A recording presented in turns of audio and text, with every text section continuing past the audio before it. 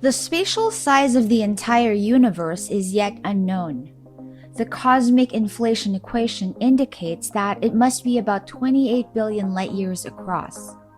And so, despite all of the advancements and innovations brought about by modern technology, science has not truly discovered a way to reduce the time that it would take for interplanetary travel. As of today, the vast expanse of the universe is still virtually unknown. The greatest minds on Earth have yet to discover a continuum in the universe, as outer space seems to have no end. It would take multiple human lifetimes to get close to discovering even just a significant portion of cosmic space and to make more advancements based on the current speeds modern technology affords us. The exciting thing is that all this may change very soon. Elon Musk and his team over at SpaceX may just have cracked the code. The world of physics as we know it may be turned upside down, as one NASA scientist may have found a way to travel at the speed of light. This is as huge as it is shocking, and we'll talk about all of the details of this futuristic engine concept in today's video. Welcome to YouVerse, the space where all things tech get the spotlight. If you're new here, then go ahead and subscribe to the channel for your dose of tech trend news, Tesla reviews, and other insights into the tech world. Humans began the physical exploration of space around the 20th century with the advent of high-altitude balloon flights. Since that time, our space dreams have remained unfulfilled. There are two specific factors that limit our exploration of the universe. First of all is current space technology. As far as it has come, it still is quite limited. For example, the record for the fastest speed that a spacecraft has ever traveled is held by NASA's Juno. It boasts a speed of 74 kilometers per second. And while that is wholly impressive, if we were to send a probe to the closest star to planet Earth, with the speed that Juno traveled, it would take our scientists 17,151 years to get there. That speed is completely unacceptable, unrealistic, and inefficient. It would totally make no sense for now. Besides that, no one has invented a spacecraft that can accelerate at those speeds and be large enough to carry humans. To say that the current state of space exploration is exhausting would be an understatement. Now, if the 17,151 years is difficult to picture, then let me paint a more easily comprehensible example.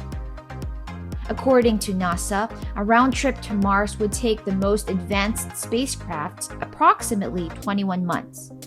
Just imagine how long it would take to reach planets that are even farther away from Mars. Upgrades in space technology are gravely needed to pull this off.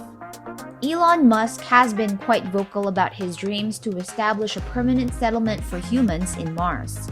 His vision includes schools, financial transaction systems, and plenty of jobs.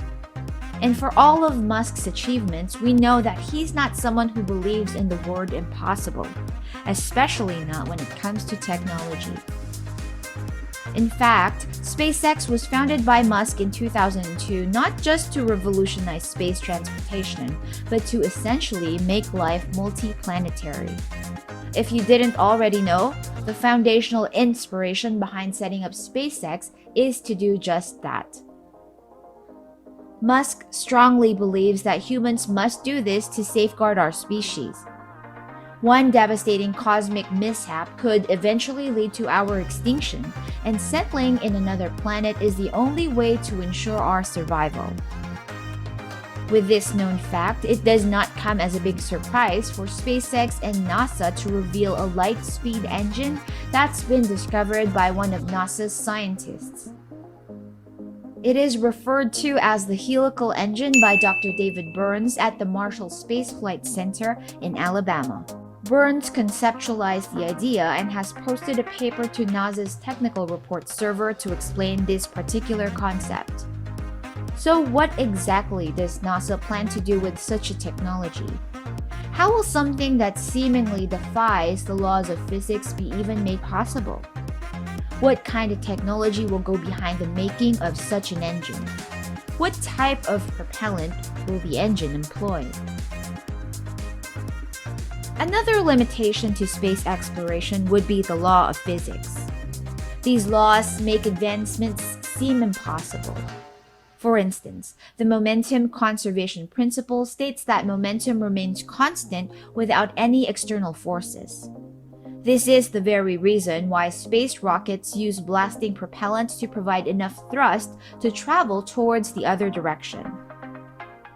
The fact is, space technology as we know it has never defied the laws of physics. Will NASA's helical engine be the first to do this and make the light-speed engine a reality? The helical engine isn't actually the first time that scientists have tried to come up with one that violates the laws of physics. NASA's primary initiative was called the EM drive, which was a Y-shaped metal chamber in which they hoped that thrust could be produced without a propellant. It was an idea spearheaded by a chartered electrical engineer named Roger Scheuer, who had 48 years of experience in the space and defense industries under his belt. Burns, the NASA engineer who came up with a helical engine, says that the helical engine could theoretically accelerate to 99% the speed of light, all without using a propellant. Instead, it would generate thrust using microwaves that reflect internally within a closed chamber. This model disregards the law of conservation of momentum and some other fundamental scientific concepts. All rockets that have been launched successfully follow the law of conservation of momentum, which, in layman's terms, states that in order to set something in motion, it first needs to be pushed off. Airplanes push themselves off the ground and are propelled upward through the use of fuel. This is why the explanation of how the helical engine will function goes beyond our current understanding of physics. Some claim that it interacts with the quantum vacuum energy of space-time. The scientific community has contracted this theory, stating that the quantum energy of space-time does not permit anything to push off of it. Some claim that our existing understanding of momentum as a concept is incomplete, whereas others argue that this could be a simple exception to the law. Nonetheless, what makes the EM drive sketchy is that it lacks credible explanation around it. There is no official or verified information on how this principle functions in actuality. The scientists in charge of this initiative have understandably not yet divulged everything about the project and have not revealed how they intend for the thruster to work or what components they would require in order for it to function.